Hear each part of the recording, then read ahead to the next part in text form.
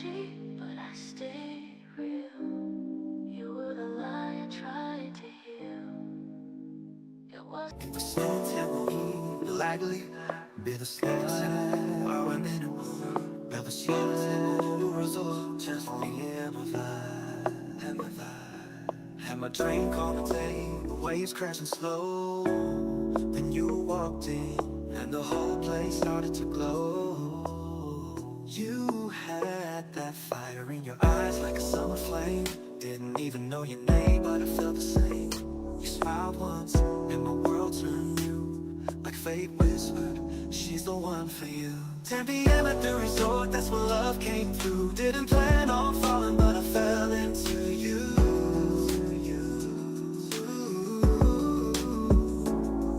Under starlit skies, girl, we danced real slow. That's the night I knew I'd never let you go.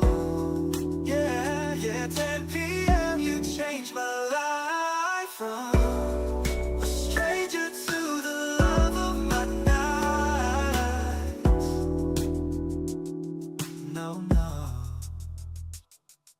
You asked what I'm sipping, I said something light. You laughed and said, let's toast to love tonight.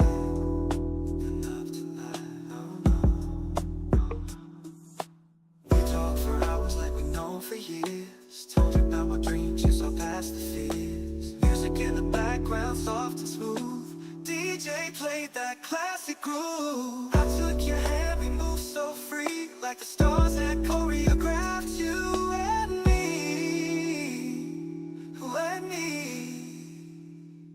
10 p.m. at the resort, that's when love came through. Didn't plan on falling, but I fell into you.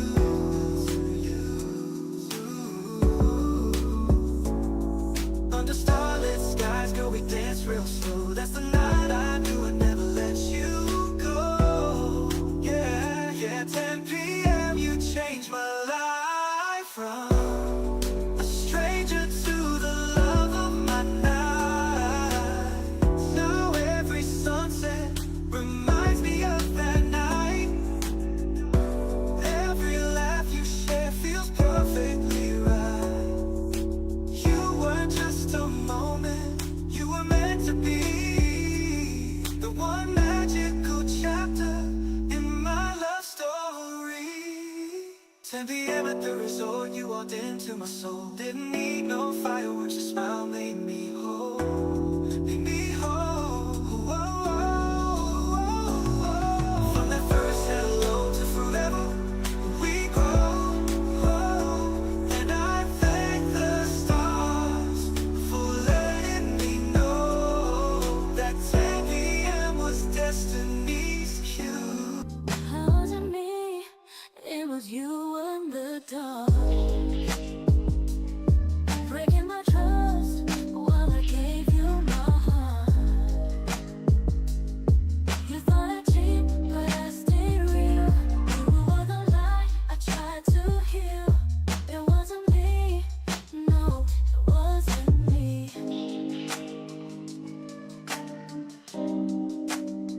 It wasn't me.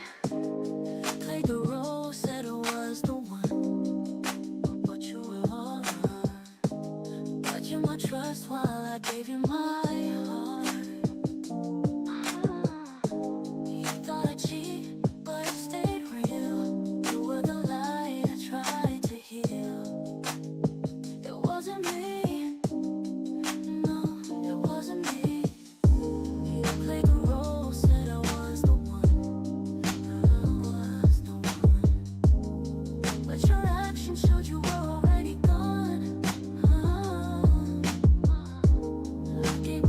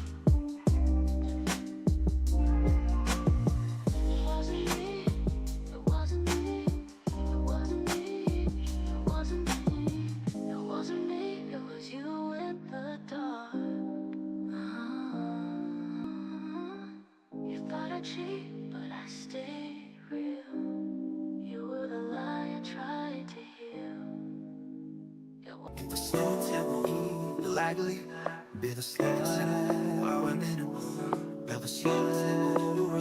just me and my vibe, and my vibe. Had my dream contemplating, the waves crashing slow. Then you walked in, and the whole place started to glow. You had that fire in your eyes like a summer flame. Didn't even know your name, but I felt the same. You smiled once, and my world turned new. Like fate whispered, she's the one for you. 10 p.m. at the resort, that's when love came through. Didn't plan on falling, but I fell into you.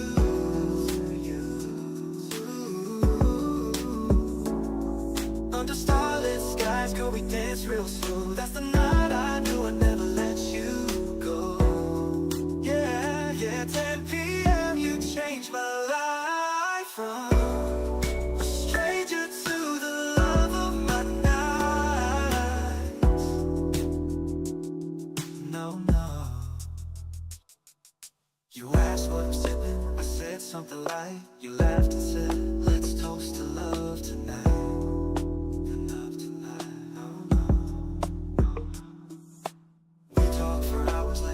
For years, told you about my dreams, you saw past the fears. Music in the background, soft and smooth. DJ played that classic groove. I took your hand, we moved so free, like the stars that choreographed you and me.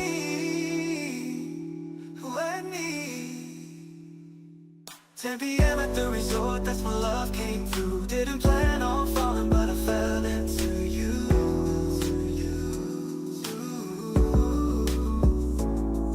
Under starlit skies, girl, we danced real slow. That's the night I knew I'd never let you go. Yeah, yeah, 10 p.m. you changed my life from a stranger to the love of my night. Now every sunset reminds me of that night. Every laugh you share feels perfectly right. You weren't just a moment, you were meant to be the one magical chapter in my love story. 10 p.m. at the resort, you walked into my soul. Didn't need no fireworks, your smile made me whole, made me whole. From that first hello to forever, we grow. And I thank the stars for letting me know that 10 p.m. was destiny's cue. How was it me? It was you in the dark, breaking my trust while I gave you my heart.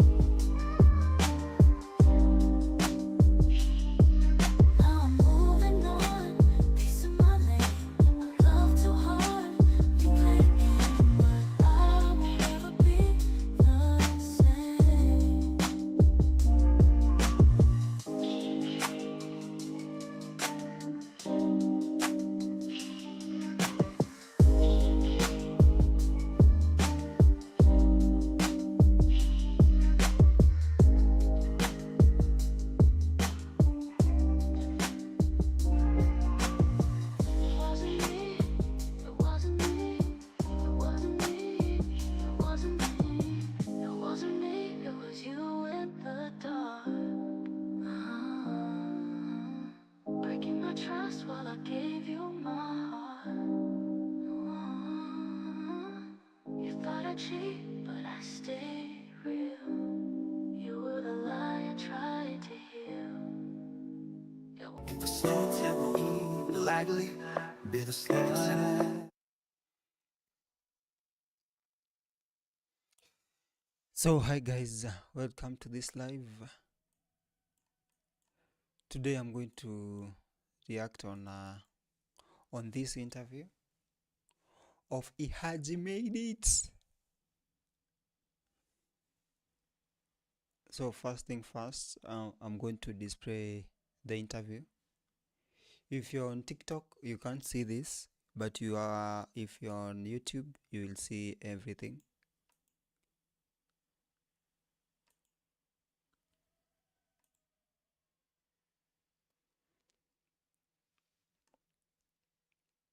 So I'm going to start to play that interview.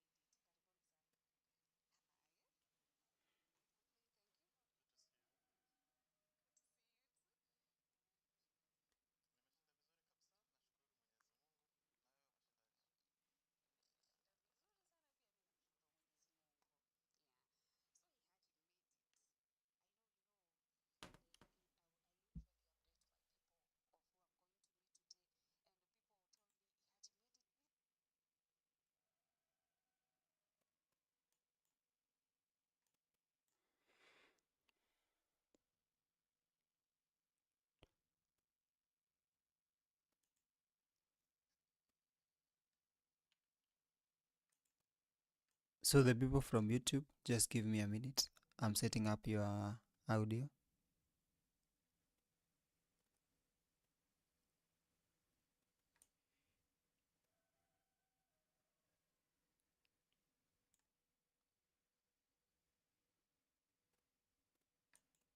So the people from YouTube, just give me a minute. I'm setting up your audio.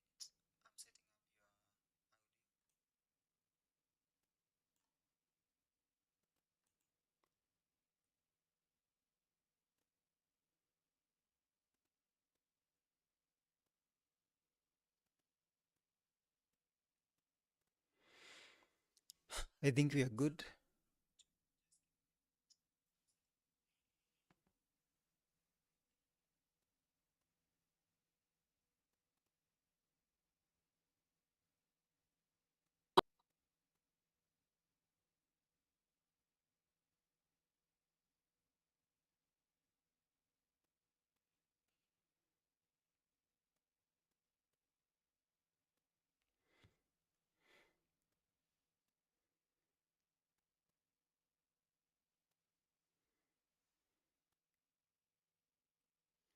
So just leave a comment, subscribe.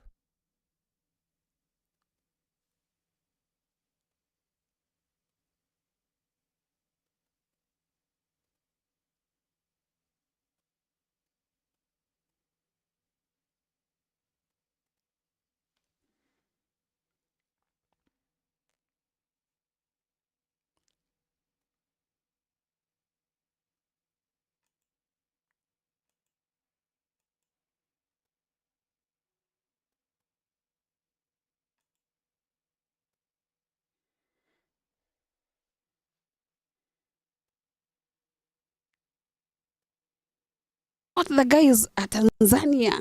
When in Tanzania, actually people thought you are Tanzanian. Why would they think I'm Tanzanian? I don't know. I think it's the music. They think because in a hit airwaves sana, so they actually think you are not from Kenya. Ebo ambie wewe ni wa wapi? Usema tu kweli. Because I do big songs, so I'm from Tanzania. Hey. Yeah, it's quite a reason. Actually. Because even guys from Kenya do very big songs also. Me being one of them. I agree. I agree. Ni vile tu unajua hizi songs za Otile Brown umekuwa na collaboration na Konde Boy. So actually people wanasema huyu Ihaji ni Mtanzania huyu. I'm very Kenyan, 100% Kenyan. Kama Kepa ya Kericho. So and Yeah, actually, he's right. Some people are so biased. They think that just because you are from Kenya, you can't produce real music. So, bred here, mimi ni Mkenya kabisa, halisi. Sitaambia ni wapi. Unajua mimi najua, lakini sitaambia ni wapi. The point is ni najua. Wapi? Unataka niambie watu ukweli? Sawa basi acha hapo. Niambie ukweli. So proudly Kenyan, very very Kenyan. actually, this guy looks like one of my producers that I was working with. Naitwa Vin, by the way. Yeah, anakaa so similar na yeye. So similar. My face ni Mkenya. Sio Tanzania wanakaa kama sisi. So guys, just to be clear, Ihaji Made It is a Kenyan music producer. Very very Kenyan. 100%. So Ihaji, hebu tuambie jani yako imekuaje na tuambie ulianza wapi muziki? Muziki nilianza kitambo sana. It's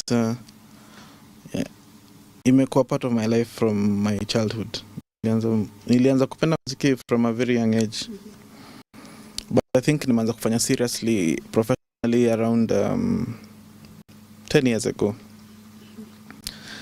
But nilianza kuwa na hiyo interest na passion ya muziki from school. Nikiwa high school nilisoma music. Hata nikiwa uni pia nilikuwa nafanya music kwa studios hapa na pale. So that's where my journey ilianza. Lakini sasa professionally kwa studio na kuproduce music nilianza vizuri 2011. Yeah. Okay, because everyone has a journey. Wow. From 2011 up to 2025, he's still doing music. Those are almost 14 good years of music, constant releasing some music. Wow. Na kila jani inakuanga na panda shuka zake. Yeah. Kuna hapa chini. So niambie hiyo time unajaribu kuingia kwa industry. Na I think kila mahali. Hata mimi nao hata hii job yetu nikijaribu kuingia kuna wale watu wanajua wale wakubwa wengine wewe ni nani, wewe ni magi gani, wewe sikujui. So did you have such an experience? Yeah, kuona kuna watu wengine accept alafu sasa waamini sasa wewe ni music producer. So wewe ni noma sasa. Okay. Actually for me siku focus hivyo sana sababu passion yangu ilikuwa more than kutaka like nikuwe famous or stuff. So nilikuwa na learn tu najua I need to do ABCD for my own passion yani. Hata initially sikuwa nikuwe producer mwenye ni commercial, nilikuwa nafanya tu because napenda music na napenda the creation process ya kila kitu, napenda kucheza chords, progressions kwa muziki. Nikisikia song nataka nijue ilitengenezwa aje. So in hiyo process yote ya kulearn na kujua nikajipata tu niko kwa industry, nikajipata niko hapo na mimi nikaanza kuwa producer. Niko na artists wananipigia nataka uniundie beat hapa na pale. So then nikaanza kuchukulia sasa seriously, nikaanza kulearn, nikaanza kwenda kwa studio kutafuta internships hapa na pale. Nenda kila mahali sana kutafuta my internship. Nimezunguka sana. So but in that process ya kutaka kulearn na kujua nikaanza tu kufeel nimeanza kuwa very good at this thing. I can take it very seriously. Na ikuwe like my career na ikuwe able kuni earn a living. And then God akanisaidia tu nikajipata niko hapo. People mention Ihaji ni producer mkali, but sikuwa na plan ati nitaka kuwa producer mnoma nijulikane. Ilikuwa tunafanya out of passion tu. Out of passion. But of course pia kuna hizo challenges nyingi ambazo umesema. Kama Kenya ndio kuna studio mpaka kuna. So the first thing from this guy that I can learn from is that at first he did not want to have that famous vibe that everybody wants. He was just passionate about music.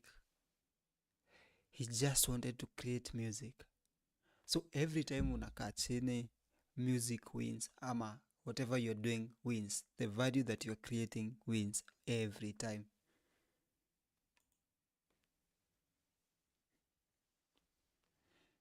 People, unaona hauna jina na people want to work with someone who has a name out there. So inabidi you put in so much effort, you learn. But I can't complain. Thank God ile place nimefika. Yeah. Let me ask you, and I want you to be very honest. It's very hard for someone to believe na mtu mwenye ndio sasa anaanza craft. Juu before you came kulikuwa na wengine hapo mbele. Hiyo process ya watu kubelieve ilikuwa aje? It's very difficult. Anyone anaanza anything, hata si muziki peke yake. It's very hard for you. Hata wewe ukienda kubuy something kwa shop, you always go to place ushaenda before. Ukienda kubuy nyama kwa butchery, unajuanga ule mseni wangana the best. So inakuwa very hard for anyone mwenye anaanza. So wanga ina take a leap of faith ya mtu mwenye maybe yako there before aseme I see something in this guy, inaweza fanya kitu na yeye. Unaona? So for me I would say kile linisaidia it's because I worked in a very big studio a long time. So I meet so many artists kwa hiyo process ya kuwaka hapo.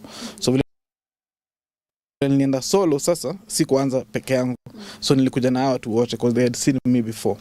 Lakini I see many guys siku hizi wana struggle sana hiyo kwa sababu wewe ni upcoming producer, unajua uko na kitu but no one wants to work with you because you don't have portfolio. Like hauna evidence useme mimi ni mnoma so but umefanya nini?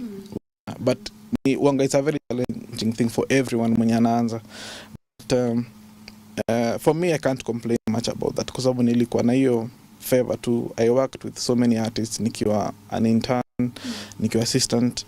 So nikakuja tu na wote when I moved now to doing my solo things. Sasa sikuwa struggle sana na hiyo. Yeah. Okay. So nilikuwa lucky. Yeah. Watu wanateseka. But do Kenya offer nowadays internship when you go to those studios? I don't think so. They tell you just go back, go create your social media and come back. But I don't know if they offer those internship anymore.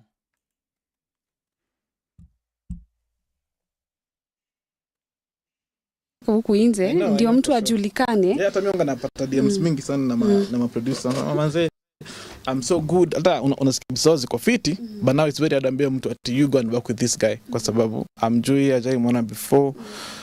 So na pia unajua ni artist ana invest money into it. So pia I risk too. Unaona? Yeah. Okay, juu sasa umetaja you worked with so many artists as an intern. Yeah. Ulikuwa intern kwa studio gani? Studio ingine inaitwa Moja Entertainment, ilikuwa inaoniwa na guy called Robert Kamanzi. Unaitanga RK? Yes. RK Mwanabuja. So niliwork naye for a very long time, for like 6 years. So kwa hiyo span nilikuwa meet so many at like almost all of them and the very best ones at the time. So sikusumbuka sana hiyo time ya kuswisa niende on my own. Talking about Robert Kimanzi RK. Robert ni ule unajua mimi nilikuwa nasikia hizo ngoma zake nikiwa mdogo. Mwanabuja so many Kenyans those big artists during that time walikuwa wanaenda kwa RK. So let me ask you now as an intern hapo. So many producers unasikianga me I decided to go on my own because sasa you do all the work but your name is not there. Hakuna mtu anajua hii kazi ni Ihaji. Juu uko under someone they get all the credit. Did you experience something like that? Yes, I did. Nimesema I was there for 6 years. You know, that's a very long time. Na una meet different artists almost every single day. Kuna new artists, kuna established ones. But me si complain because it's paying your dues. No, na mimi my aim sana ilikuwa ni learn to the craft, ni learn how to do it, ni learn how to deal with artists. So sikuwa na mind sana. Of course nilifanya mingi ambazo sikupata credit. So many songs I did, but sikuwa in my capacity at the time nilikuwa tu assistant. Artist kuja pale hakuwa anakuja kutafuta mimi, alikuwa anakuja kuona RK. So mimi kama napewa tu chance ya kufanya something in the song. And I think this has been always an issue when you work with for someone for 6 years, but he got his experience from there. So you can work for a while without getting anything, but the moment you get it, it's so fucking amazing. You can't you can't uh, you can't miss any other opportunity because you have spent so much time learning the skills.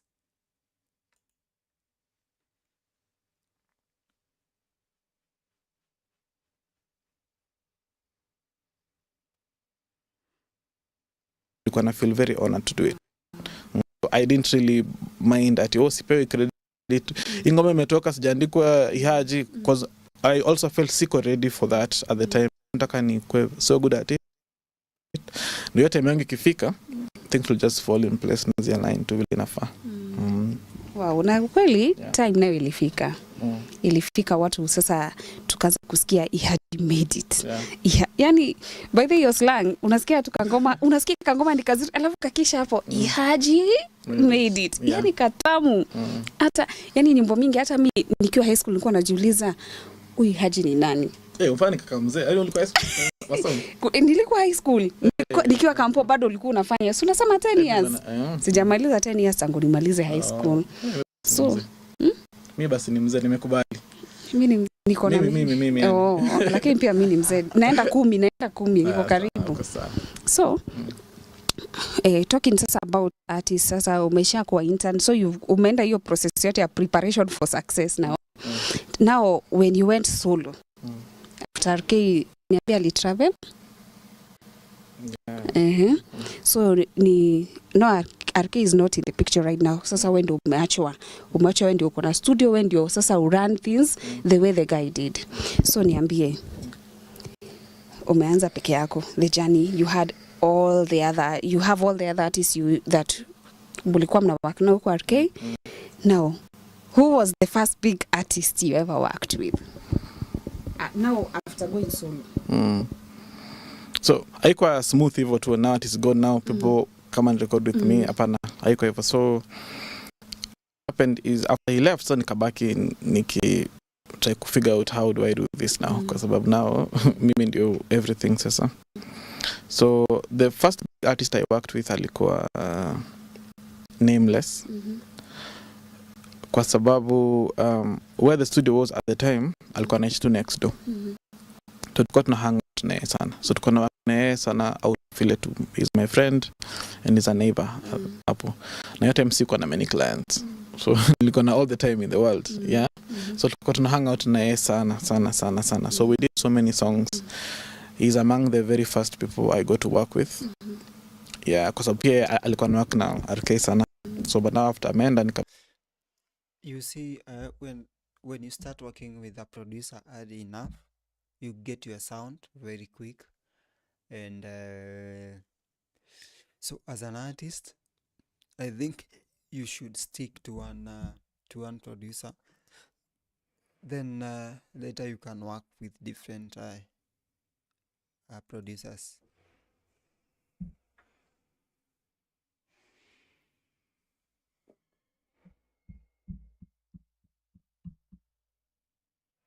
Kabaki, I run the place and he just lives up on next. So to just to hang out, kuongea nini, kuchill. So we did many songs. Ndio ile Inspire ilitoka hapo. Ile Inspire Nameless. It was among the very first songs I did as a solo. Nikiwa kama nimeenda solo sasa. Yeah. Unajua generation ya 2000 hawajui Inspire ni wimbo gani ya Nameless. Wanajua bana. Watu wa 2000 hawajui. Si ndio tunajua. Si ndio manini. They should be how old say 20 years, 23. Yeah, I don't think wanajua. They know Nameless but hawajui hiyo Nameless alikuwa moto hiyo time yetu. By the way, ukiona alikuwa na work na Nameless, you must be very very talented. Nameless was so big hata during our childhood. Hiyo time ya nasinzia nikikuwaza, time ya nini. A big fan of him sana hiyo time. You go fan wake. Yes. Afu sasa you ever imagine that sasa ningekuja sasa ni Nameless. Mimi na Nameless. No, of course singa imagine hivyo, but so una passion, and if you just like what you do and you give it your all, wanga vitu zina happen tu. Wanga your talent itakupeleka before before kings, right? Yeah, so if you're very good at what you do and now you fanye diligently na passion, wanga vitu zina happen too. So I never imagined that one day nitakuwa na work na kina Nameless na nini, but now it happened too. Yeah, by the way, I never imagined I will ever interview Ihaji Made It. Nasikia tu Ihaji Made It. Lakini Inspire was a big one. Yeah. Baby, you inspire me. Inspire, it was a very, very good song. So after now Nameless. So watu sasa kuna ile time sasa Ihaji alikuja kablo. Ikakuwa sasa kama si Ihaji hatujui sasa watu wanafanya nini kwa industry. Yep. Kuna hii time sasa ya Otile. Can you now talk about that? Now vile sasa ulikam sasa na Otile Brown. So Otile Brown, I met him in 2016. That's kabado mimi ni intern. So there's a time alikuja kufanya some songwriting sessions na Nameless. So nakwambia Nameless alikutana ka next door. So walikuwa nafanya songwriting, so ile they come, they vibe kidogo, they try write some songs together. So at the time my boss akaniambia, you just run the session, like make sure they're okay, you know, plan everything nini. So I was there in the capacity of just a technician. So ilikuwa our very first encounter mimi na Otile Brown. So after your session then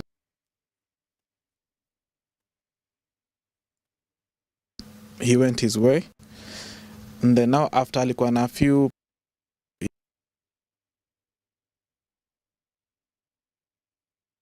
his label at the time akaenda on his own. So I think that's when he remembered that technician yule technician alikuwa sawa. So then now I think he called kunipigia, alikamtu kwa ile studio place ilikuwa alikuwa anajua place, so he just came up. Then now we talk very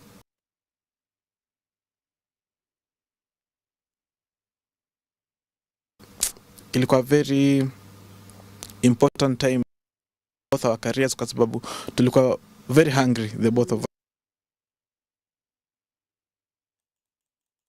us.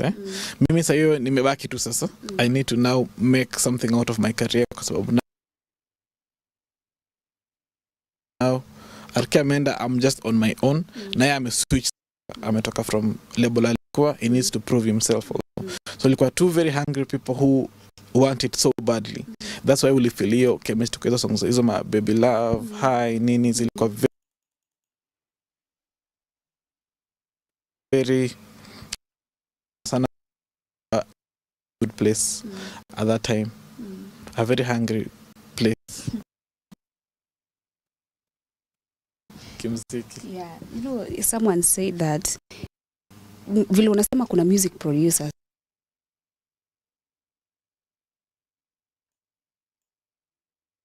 there are a lot and they are talented.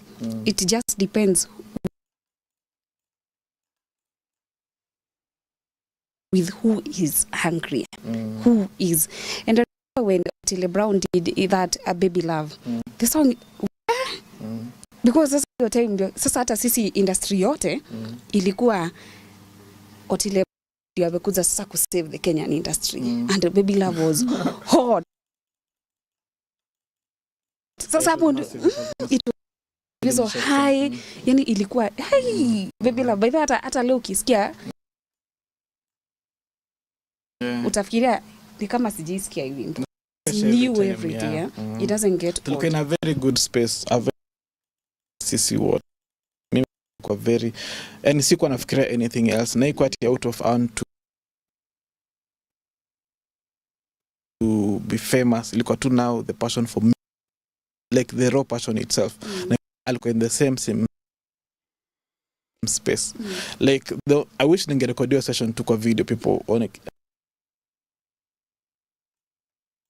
I need to look very parallel. Mimi nafanya haikuwa na everything kuna kama clockwork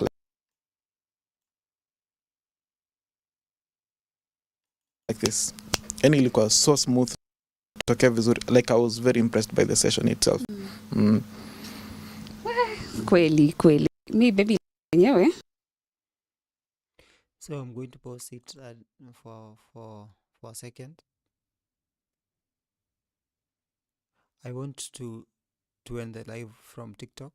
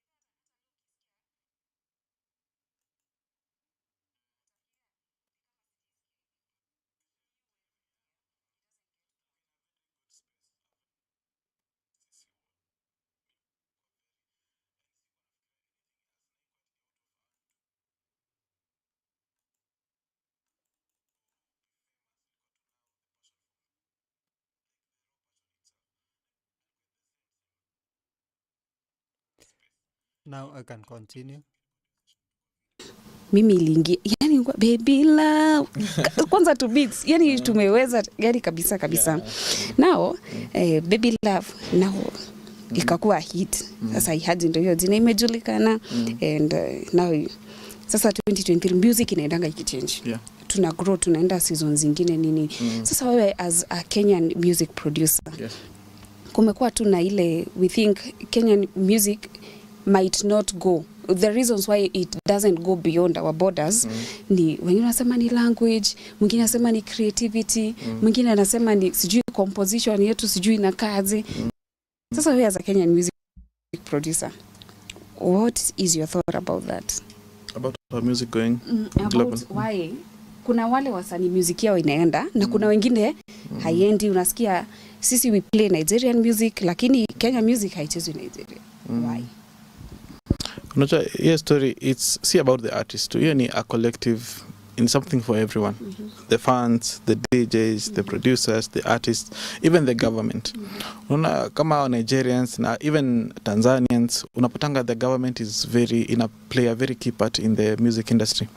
But in Kenya, I don't think music imechukuliwa that seriously sana. People invest more in vitu kama real estate. Unaona hawajafocus sana kwa bado muziki. Tuko na ile notion ya muziki ni watu wenye hawajasoma.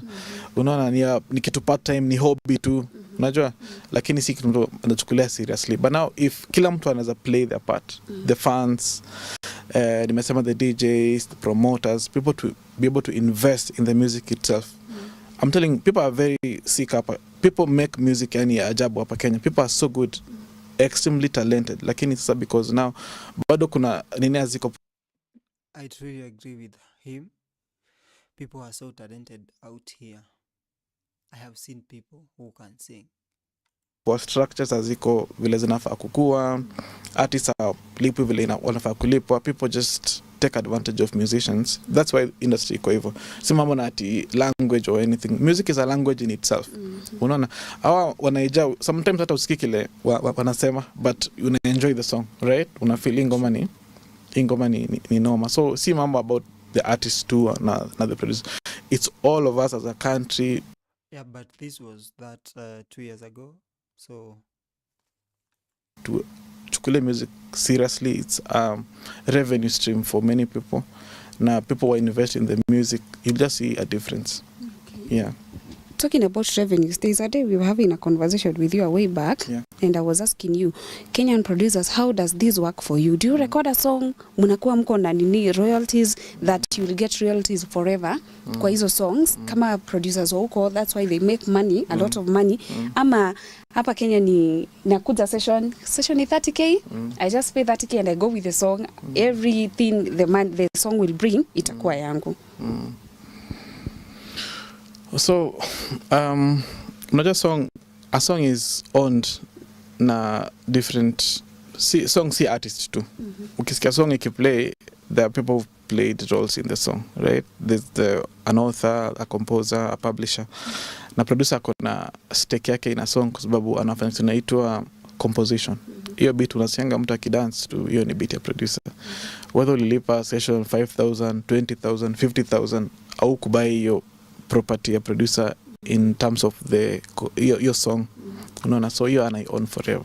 So it's supposed to be that when the song makes some money, producer akona cut yake in the song. Akona a percentage. I think ni 30 saizi, ni 30 or 40%, yeah.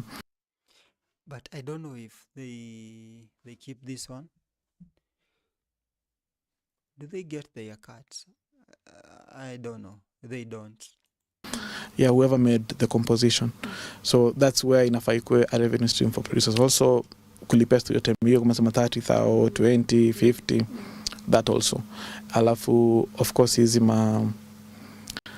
ma digital platforms also. Your song, as long as it's making some royalties, producer akona kati yake. Akona kati yake in the song. Okay. It's supposed to be like that. But now people normally just ignore. People hawachukuli sana seriously hizo stories as a percentages for the producer, for the artist, for whoever paid for the song. Yeah. Okay. Now let's get back to you. Okay. Away from your Lily. So I'm going to pitch in here.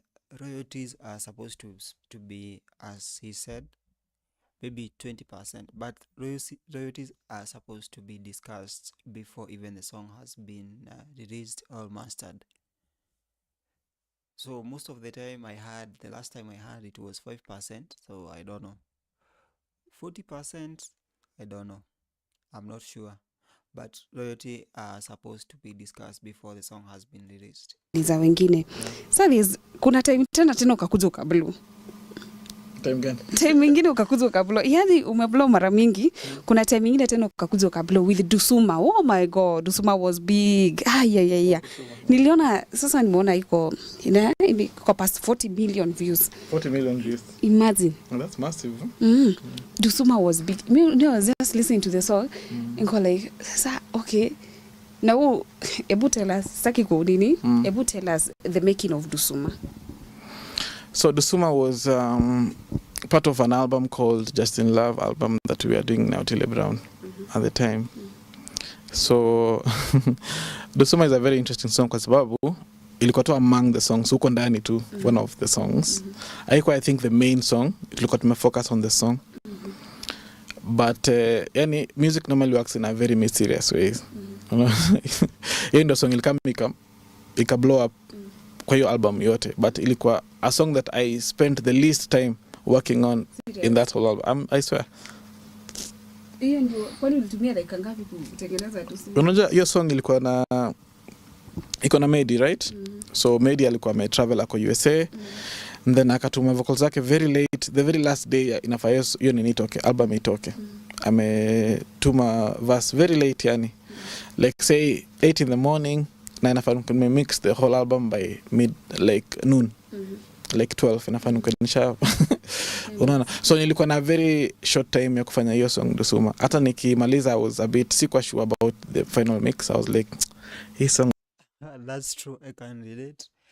Those songs that I produced with last time usually are the one who the clients like or most people vibe to.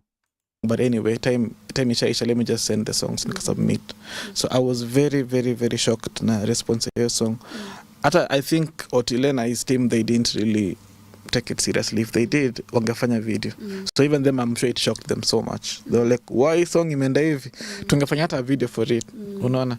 But that's inakushow to music sa ingine wanga aina ati a formula unazajua ati ndo the hit hii itakuwa ita hit sana because me sikujua for sure. Ilikuwa tu song iko tu hapo ndani. Yeah, and then it end up kwa a very massive tune, the most viewed song in the country at the moment. Not aina ati a proper video, iko tuna a lyric video to it. So it was very interesting for me.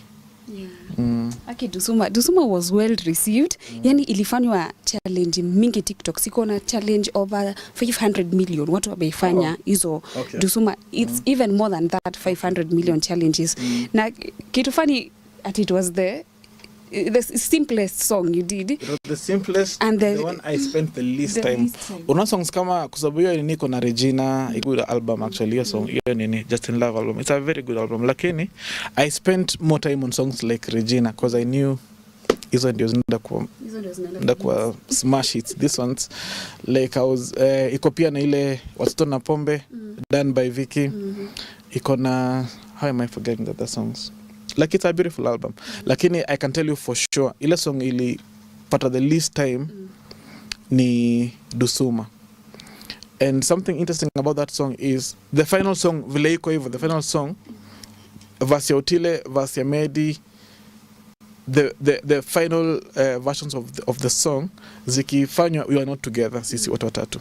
Kila mtu alikuwa in their own place. Otile I remember alikuwa kwake, Medi alikuwa USA, mimi nilikuwa hapa kwa studio.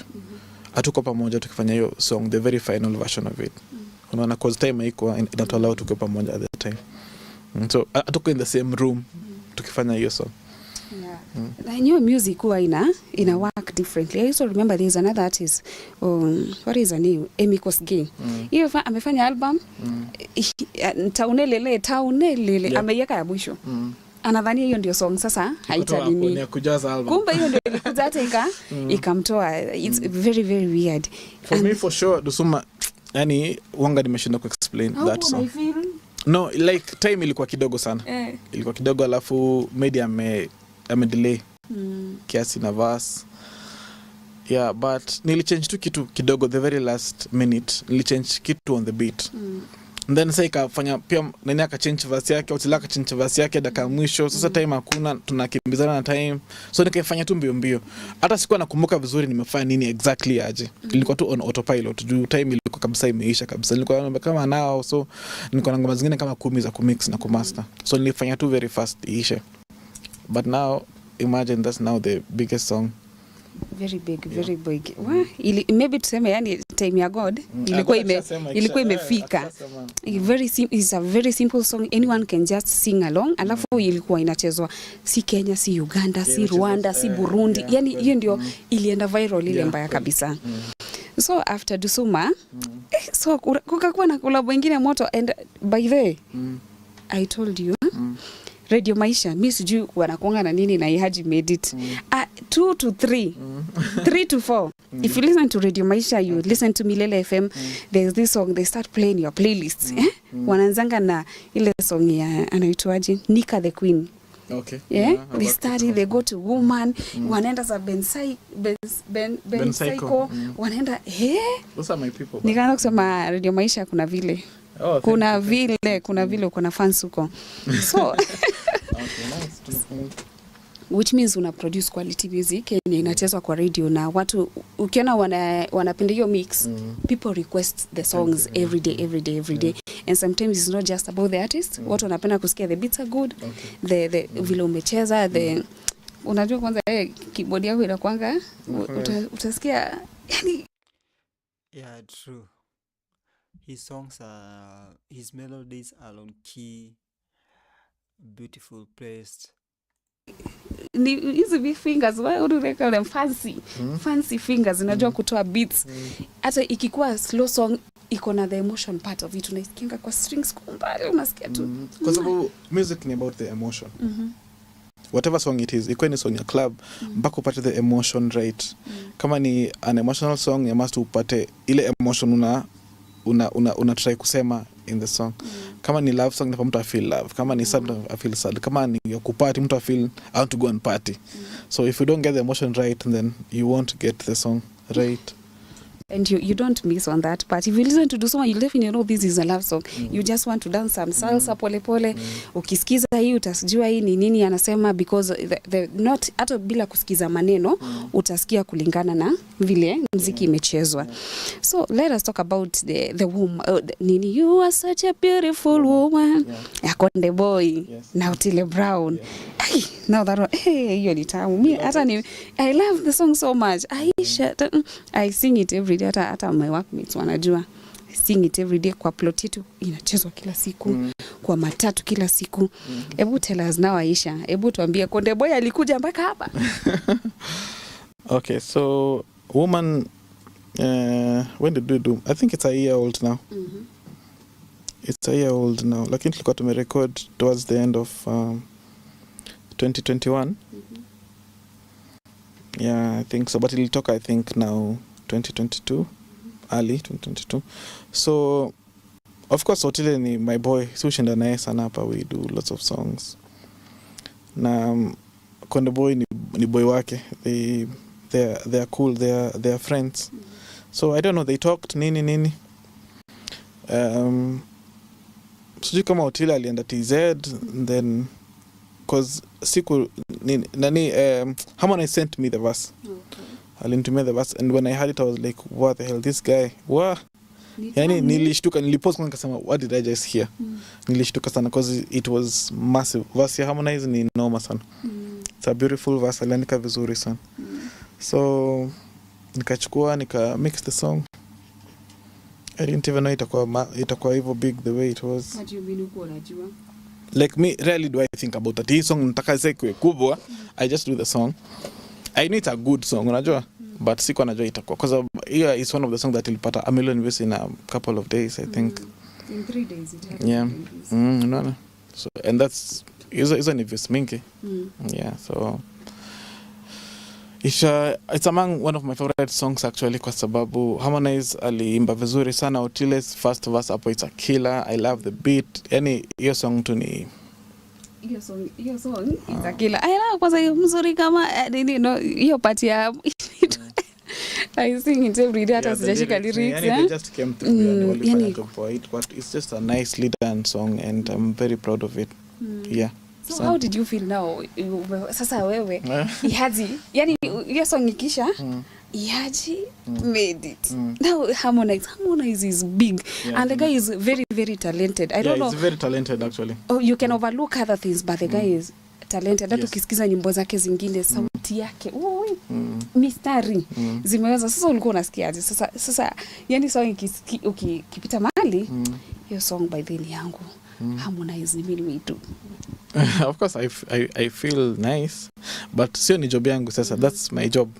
Ni kama ulize a teacher, ukiona mtoto kama amepata A, unafeel aje? No, I'm asking about the, you see now, sasa ushafanya songs kubwa, unakuanga ni ile pressure ya could do better. Like if I don't. Yani ile siku nitakuwa na hiyo pressure ya could do better, and then hiyo ndio siku nitarudi home kwetu Shags. Because I feel like, you know, I was also asking another producer, amefanya na Oji na Dax. So nilikuwa namuuliza, una feeling your pressure because kama Otile Brown lazima to hit song. It must be a hit song. I know pia yeye ana feeling your pressure ya kufanya song alafu ikose pia wewe as a music producer unaifeel. But me, I try not to look at it like that. Kwa sababu kwa na hiyo pressure kutengeneza hit, I want a hit, you might not do it. Kwa sababu no one knows what a hit sounds like ikiwa kwa studio. You can only know this is a very good song kwa sababu the quality is good, umemix vizuri, everything iko sawa. But wanga na try sana nisikuwe na hiyo pressure ya I need a hit kwa sababu hiyo inaweza kumislead sana. You end up doing, unajua kuna shortcut hits yenye unaweza sasa unaweza mwasa hiyo nitakuimba kitu fulani hapa tu controversial size na itakuwa hit, lakini I mean it's a good song that can last for long, unaona. So sinanga hiyo pressure kufanya hits ati I want a hit hapana. Zoka zina come tu because me I just strive to do good songs which can outlive me, zikae for a very long time. In the next 50 years because hey ngoma ilikuwa ni noma, and then now zinakuwa hits by themselves. So me I think ufai kuwa na pressure. I know it's very hard for because kama nataka hit, me I want a hit, but in the creation me muziki inachukulia very divine. You know, I just need to make it sound right the way it's supposed to be. It sound fitting, a feeling, ngoma ni good quality, speak to someone's soul. Unaona? So ikiwa hit inakuwa tu ni bonus. Hey, ngoma ilienda ika hit bana. Unaona? You see like kama hiyo dusuma tumongelea saa hizi. Sikuwa najua itakuwa hit, but I just did my best within the time that I had to do a good song. then yenyewe ika evolve into a hit by itself. Yeah. Okay, now let us talk about 2022.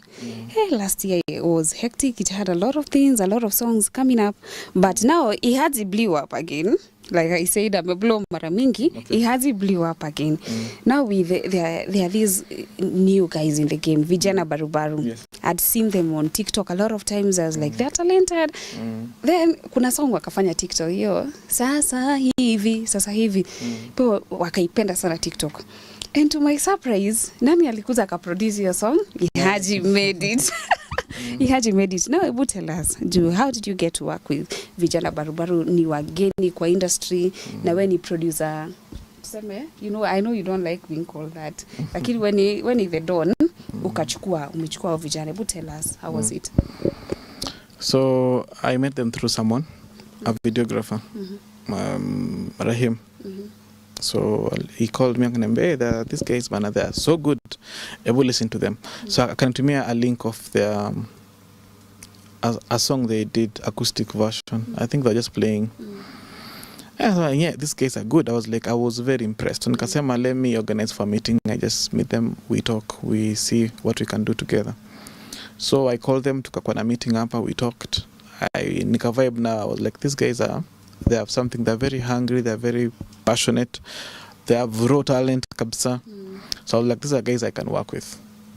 So hata tukungoja sana, in a couple of days tukaanza kufanya songs together, tukafanya hiyo sasa hivi now we recorded, and they have so many songs. They are very gifted, those boys.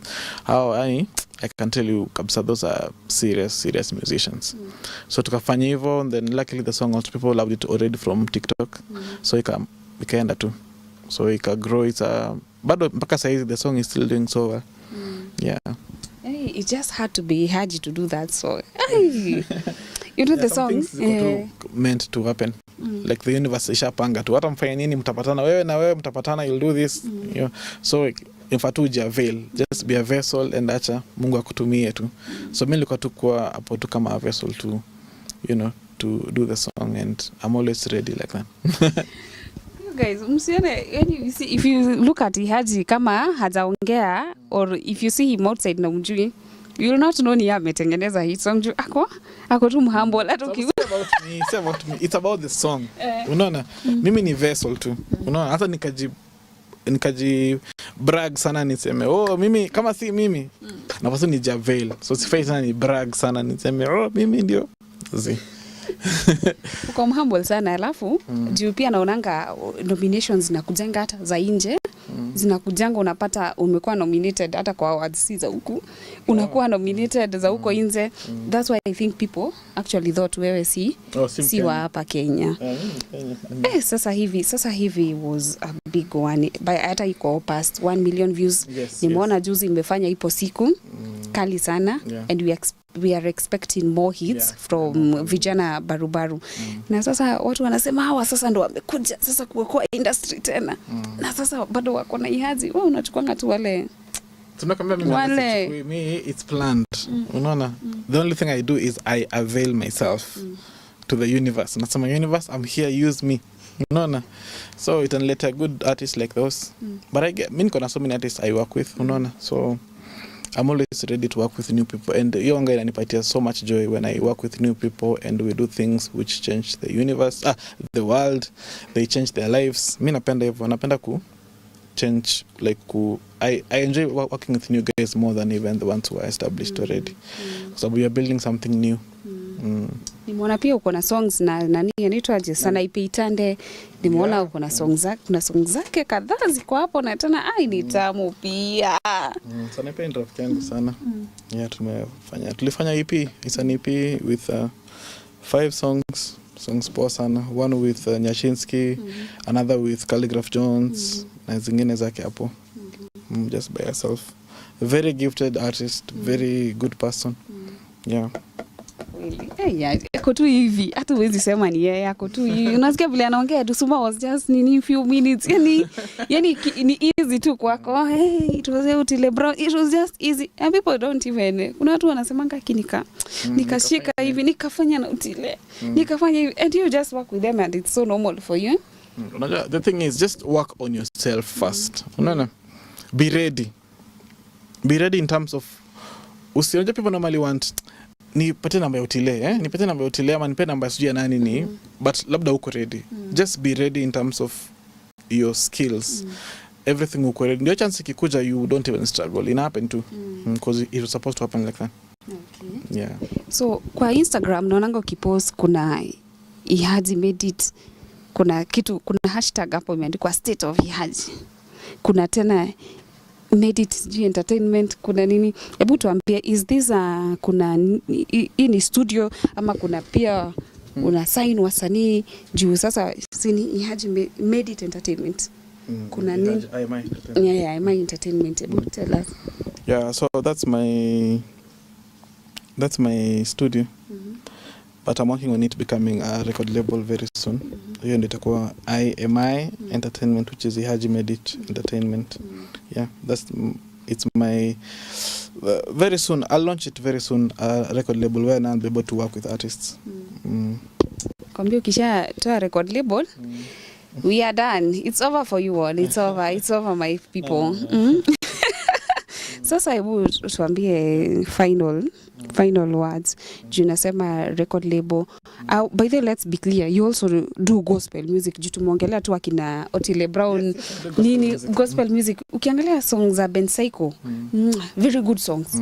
Very, very good songs. Na zinachezangwa Citizen ziko everywhere. Songs za Ben Psycho. Kuna za Nika the Queen. Kwanza hiyo una experience kidogo, enda tu Radio Maisha Milele Citizen, you'll hear the song. So gospel artists pia wako welcome kabisa. Msidhani tu anafanya. No. Me I produce all kinds of music. Hata watu wa Mbogiri mkuze. Sina mkiuza ati ufanye hiyo mtu wako mkuze. Kila mtu bora ni it's a song, it's music that's I don't really discriminate. It's based on me, I just do music. Sibagui watu.